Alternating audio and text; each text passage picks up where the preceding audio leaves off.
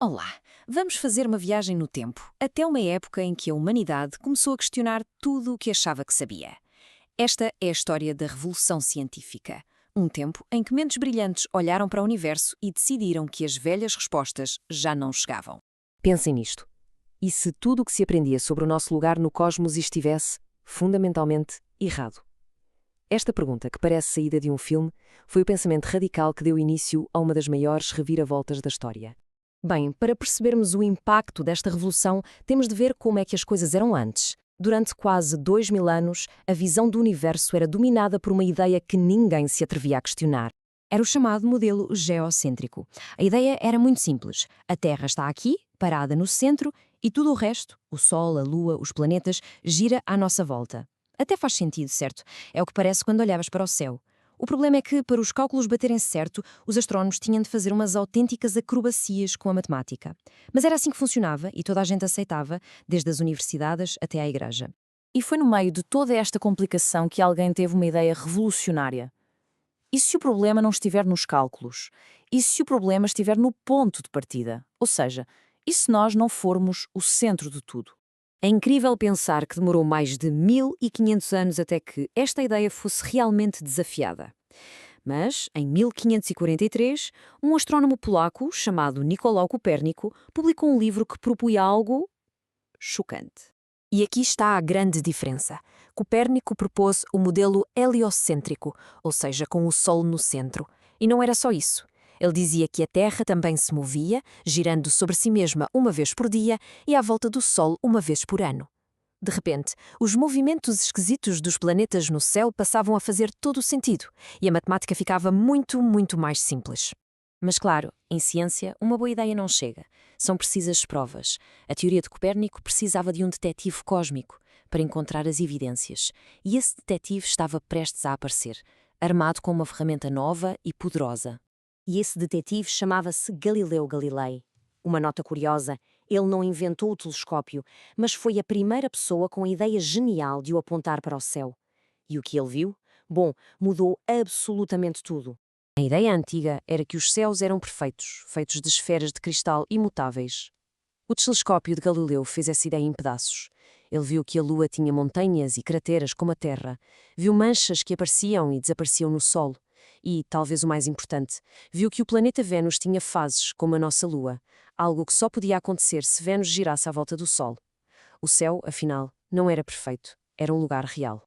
Mas a prova de fogo, o checkmate, veio quando ele apontou o telescópio para Júpiter. Galileu descobriu 4 pequenos pontos de luz que dançavam à volta do planeta gigante. Eram luas. E a lógica era simples. Se existiam corpos no céu que não giravam à volta da Terra, então o modelo geocêntrico estava errado. Simples assim. Ao mesmo tempo, noutra parte da Europa, o matemático Johannes Kepler estava a refinar um belo de Copérnico.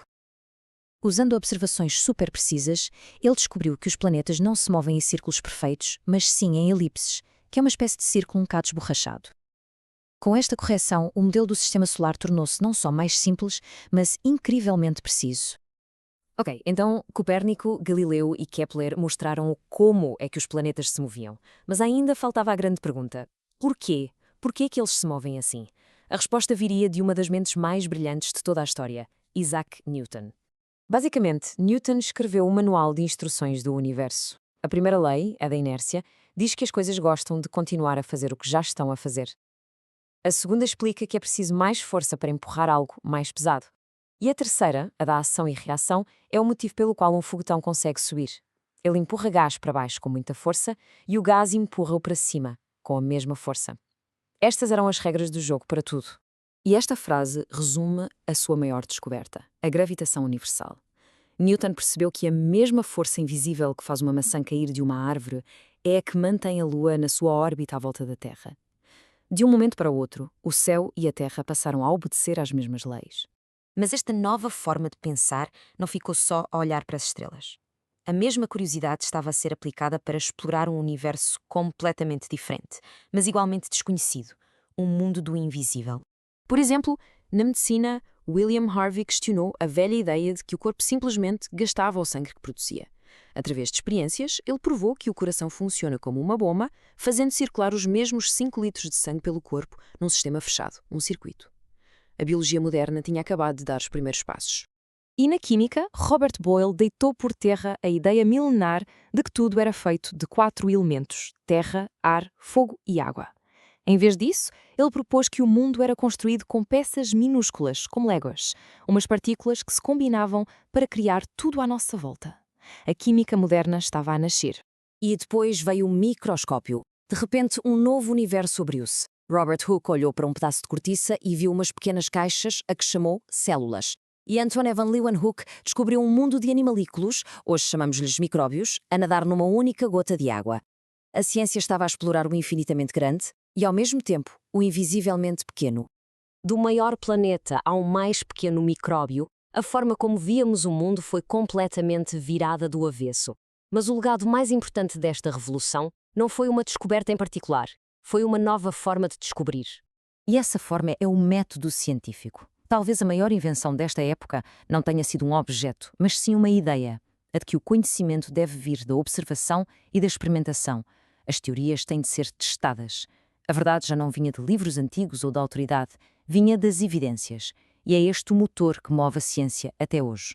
E claro, isto teve consequências práticas. Levou a mapas mais precisos, a uma navegação mais segura e, eventualmente, às tecnologias que deram origem à Revolução Industrial. Mas mais do que tudo, deu à humanidade uma nova confiança, a de que, através da razão, era possível entender o mundo e melhorá-lo. A revolução científica ensinou-nos, acima de tudo, a fazer perguntas. Hoje temos ferramentas muito mais avançadas, mas o espírito de curiosidade é o mesmo.